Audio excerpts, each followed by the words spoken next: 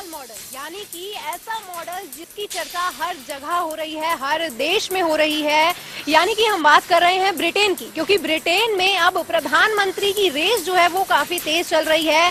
और वहीं के भारतीय मूल के रहने वाले यानी कि ऋषि सुनक, जो कि पहले तक वित्त मंत्री भी रह चुके हैं, अब उन्होंने ये ऐलान किया है कि अगर वह सत्ता में आते हैं, यानी कि अगर वह प्रधानमंत्री बनते हैं, तो वह बिजली के बिल का वैट 200 पाउंड यानी कि $200 और भारतीय रुपयों में 19,000 रुपए की कटौती करेंगे। अब ये देखना होगा कि क्या ब्रिटेन में दिल्ली मॉडल को जो लोग हैं वो पसंद करते हैं या नहीं, क्योंकि लोग जो है वहां पर अपने समुदाय के लोगों को ही ज्यादा से ज्यादा जो है प्रेफरेंस दी जाती है। एक तरह से ये होता है कि अगर ये हमारे मूल का है तो इसे ही ज्यादा तवज्जो मिलनी चाहिए। ठीक उसी तरह अब दिल्ली में भी ये बात उठने लगी है कि दिल्ली मॉडल की चर्चाएं ब्रिटेन तक हो गई है, फिर इसे मुफ्त की रेवड़ी कैसे कहा जा सकता है।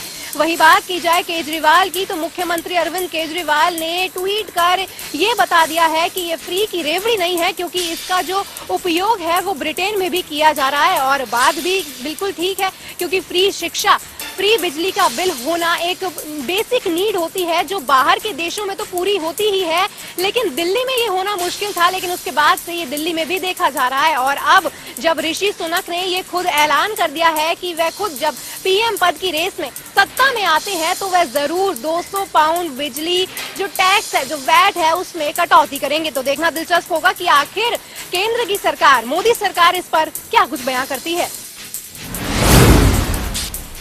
जम्मू कश्मीर में शुक्रवार को एक बार फिर आतंकियों ने नापाक हरकत को अंजाम दिया है। आतंकियों ने जम्मू कश्मीर के अनंतनाग जिले में सीआरपीएफ और पुलिस की संयुक्त नाका पार्टी पर फायरिंग की है। इस हमले में एक पुलिसकर्मी घायल हो गया है और घायल पुलिसकर्मी को इलाज के लिए अस्पताल में भर्ती करवा दिया गया है। पुलिस के मुताबिक इलाके में आतंकियों की तलाश के लिए सर्च ऑपरेशन चलाया जा रहा है। इससे पहले बांदीपुरा जिले में भी आतंकवादियों ने बिहार के एक प्रवासी मजदूर की गोली मारकर हत्या कर दी थी। कश्मीर जोन की पुलिस ने ट्वीट कर जानकारी दी कि लोकसभा चुनावों में केंद्र सरकार का एक वादा काफी अहम रहा था कि वो जम्मू कश्मीर से 370 को हटाकर वहां पर कश्मीरियत बसाएंगे और वहां पे फिर से वो खुशहाल जीवन देने में और कश्मीरी पंडितों को दोबारा बसाने में कायम रहेंगे। लेकिन इसको कहीं ना कहीं कश्मीरी पंडित विश्वास मानने लगे थे। लेकिन अब जिस तरह से टारगेट किलिंग की घटनाएं जम्मू कश्मीर से सामने आ रही हैं, वो कहीं ना कहीं इन कश्मीरियों के जो भरोसा है उसको तोड़ते हुए नजर आती है। अभी हाल ही में एक और गैर प्रवासियों पर हमले की घटना सामने आई है। इससे एक बात तो साफ होती है कि आंकड़ों को देखते हुए काफी डर का माहौल वहां पे दिखता है। एक बात गौर देने वाली बात है कि मई महीने से लेकर जून तक करीब 18 मौतें इस तरह से हो चुकी हैं। इसमें चाहे वो ग्रेनेड हमला हो या फिर टारगेट किलिंग भी शामिल है। ऐसे में देखने वाली बात है कि आतंकियों ने अपने हमला करने का एक तरह से रुख बदल लिया है। अब वो सीधा जनता पे वार कर रहे हैं और केंद्र सरकार को ये चुनौती दे रहे हैं कि अभी भी कश्मीर उनके हाथों में नहीं है, या फिर उस तरह की सुरक्षा देने में वो कहीं ना कहीं असफल रहे हैं। अब देखने वाली बात है कि आंकड़े तो लगातार बढ़ रहे हैं, लेकिन इस पर सुरक्षा बल भी लगातार एक्शन ले रहा है। गौर देने वाली बात है कि करीब मई महीने से लेकर जून महीने तक ही आतंकियों के सफाई में सुरक्षा बल कामयाब रहे हैं और अलग अलग एनकाउंटर्स में करीब 105 आतंकियों का सफाया भी किया गया है। लेकिन बात सिर्फ एनकाउंटर की नहीं है, बात यह है कि आखिर ये टारगेट किलिंग हो क्यों रही है। क्योंकि कई दफा देखा जाता है कि जनता पर सीधे तरीके से प्रेशर बनाया जाता है कि वो दोबारा से कश्मीर के अंदर ना बस पाएं। अब देखने वाली बात है कि आखिर किस तरह के प्रयास किए जाएंगे और क्या वाकई में वहां पे कश्मीर के अंदर सुरक्षा मिल पाएगी, या ये अभी भी एक सिर्फ प्रश्न चिन्ह बन के रह जाएगा। महाराष्ट्र के जालना में एक उद्योगपति के घर आईटी डिपार्टमेंट ने छापेमारी करी, जहां से 300 करोड़ से ज्यादा की संपत्ति जब्त करी गई है। वहीं मिली जानकारी के मुताबिक कारोबारी काफी समय से आयकर विभाग के रडार पर था, जहां आयकर विभाग के 400 अधिकारी और कर्मचारियों के साथ मिलकर इस कारोबारी के कई ठिकानों पर एक साथ छापा मारा था। और आईटी विभाग के अधिकारी ने इस स्टील कारोबारी के साथ उनकी कंपनियों और घरों पर भी छापेमारी की थी। इससे ज्यादा आईटी डिपार्टमेंट की टीमों को ले जाने के लिए 100 से ज्यादा गाड़ियां मंगाई गई थी। और वहीं जब ये गाड़ियों का काफिला निकला तो लोगों को लगा कि कोई बारात जा रही है। वहीं मिली जानकारी के मुताबिक इस रेड में कई दस्तावेजों के साथ साथ कई किलो सोना और 50 करोड़ से ज्यादा की संपत्ति जब्त करी गई है। भाजपा के प्रदेश अध्यक्ष ओम प्रकाश धनखड़ आज कांग्रेसी नेताओं पर जमकर बरसते नजर आए। ओम प्रकाश धनखड़ ने पत्रकारों से बातचीत करते हुए कहा कि कांग्रेसी नेताओं ने पाप किया है। उन्होंने कहा कि अंडमान क्लब पर नेताजी सुभाष चंद्र बोस ने पहली बार झंडा फहराया था, लेकिन कांग्रेसी नेताओं ने झंडा नहीं फहराने दिया और उसका विरोध किया था। इसलिए कांग्रेसी नेताओं ने एक बड़ा पाप किया है।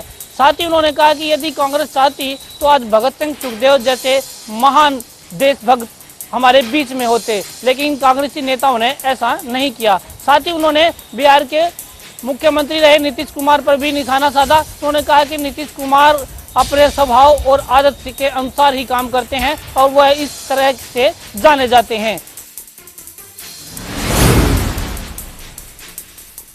कॉमनवेल्थ गेम में कांस्य पदक जीत कर लौटी भारतीय महिला हॉकी टीम की कप्तान और गोलकीपर सविता पूनिया सिरसा पहुंची।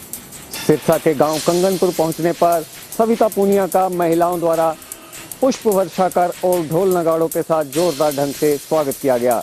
इस दौरान सविता पूनिया मीडिया से भी रूबरू हुई। मीडिया से बातचीत में उन्होंने बताया कि पिछले 16 सालों से महिला हॉकी ने कोई भी मेडल कॉमनवेल्थ में नहीं जीता था, लेकिन इस बार उन्होंने कांस्य पदक जीतने में सफलता हासिल की है। वहीं उन्होंने अपने लक्ष्य के बारे में बात करते हुए कहा कि उनका अगला लक्ष्य एशियन गेम है, जिससे कि उन्हें सीधा ओलंपिक के लिए क्वालिफाई कर जाएंगी। बैराज से करीब 2 लाख क्यूसेक पानी छोड़े जाने के बाद घोंडा इलाके के यमुना के आसपास क्षेत्र में बाढ़ का खतरा बढ़ गया है। यमुना के क्षेत्र लगते गांव लालूपुरा, मुंडागढ़ी, सदरपुर व अन्य गांवों में पानी का जल स्तर लगातार बढ़ रहा है, जिसके कारण गांव मुंडोगढ़ी के करीब 50 एकड़ जमीन है जिसमें गन्ने की खेती खड़ी हुई थी, वो यमुना ने अपने आगोश में ले ली है। गांव मुंडोगढ़ी के ग्रामीणों का कहना है जिस प्रकार से यमुना का जल स्तर दिन प्रतिदिन बढ़ता जा रहा है, उनको ग्रामीणों को एक पूरा खतरा बना हुआ है कि बाढ़ कहीं गांव के पूरे इलाके को अपने आगोश में न ले ले। ग्रामीणों का कहना है कि प्रशासन को समय रहते सचेत रहना चाहिए और ग्रामीणों की सुरक्षा के लिए कोई न कोई कदम उठाए जाने चाहिए। वहीं प्रशासनिक अधिकारियों का कहना है कि जिस प्रकार से पीछे से 2 लाख क्यूसेक पानी छोड़ा गया था, उसके चलते पूर्व में ही ग्रामीणों को अलर्ट कर दिया गया था। किसी भी प्रकार का जो ग्रामीणों को नुकसान ना हो, उसके लिए प्रशासन पूरी तरह से मुस्तैद है। जिला फतेहाबाद में मनरेगा मजदूरों का सरकार की तरफ 2 करोड़ से भी बकाया अभी बाकी है। मजदूर आज लामबंद हुए और रतिया एसडीएम कार्यालय के आगे धरने पर बैठ गए। अखिल भारतीय खेत मजदूर यूनियन के बैनर तले सैकड़ों की संख्या में धरने प्रदर्शन में महिलाएं भी शामिल थी। अनिश्चितकालीन धरने के दौरान मजदूरों ने सरकार के खिलाफ नारेबाजी करते हुए प्रदर्शन किया और कई गंभीर आरोप लगाते हुए कहा कि केंद्र सरकार ने 100 दिन मनरेगा में कार्य देने का प्रावधान है, जिसके तहत उन्हें 100 दिन कार्य नहीं दिया जा रहा और 2 करोड़ रुपए का मजदूरी का सरकार की तरफ बकाया है, वह भी नहीं दिया जा रहा। मजदूरों ने चेतावनी दी है कि जब तक उनकी पाई वापस नहीं की जाती, तब तक वह अनिश्चितकालीन धरने पर रहेंगे। भिवानी में आज तिरंगा यात्रा बड़े धूमधाम के साथ निकाली गई। भिवानी के विधायक घनश्याम सराफ ने इस कार्यक्रम की अगुवाई की। छोटे छोटे बच्चों ने, स्कूली बच्चों ने तिरंगा यात्रा निकाली थी और देश के जिंदाबाद के उद्घोष के साथ ये कार्यक्रम शुरू हुआ था। देशभक्ति के सरोवर इस कार्यक्रम के अंदर विधायक घनश्याम सराफ ने कहा कि प्रधानमंत्री जी की मुहिम है कि 3 दिन हर घर में तिरंगा लगे और हर घर तिरंगा अभियान भी चलाया जा रहा है। उन्होंने देशवासियों से भी अपील की है कि वो अपने घरों में 3 दिन तक तिरंगा लगाएं और अपने आप को देशभक्ति के साथ जोड़ें। अब देखना होगा कि 3 दिन का यह अभियान किस प्रकार से सफल हो पाता है।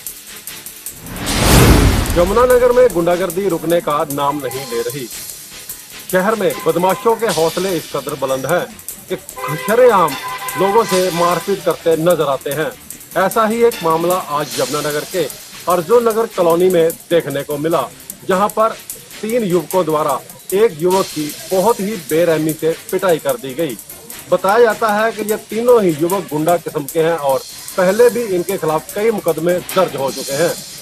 यह भी सामने आया है कि यह तीनों युवक यहाँ पर हफ्ता वसूली का काम करते हैं और जो व्यक्ति इनको पैसे नहीं देता, उनके साथ यह मारपीट करते हैं।